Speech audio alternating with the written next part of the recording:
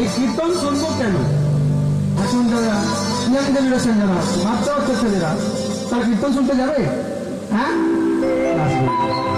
যদি মাকে বলে মা, মা মানে বল খেলতে যাচ্ছি, মা কি বলে যাস না রে, ওটা আয় আমার কাছে, আয় আর কাজ করে আয়, আমরা কীর্তন শুনতে যাই। কীর্তন শুনে কি হবে? প্রশ্ন, বাচ্চা ছেলের প্রশ্ন, যে কীর্তন শুনে কি হবে, তাই নাকি?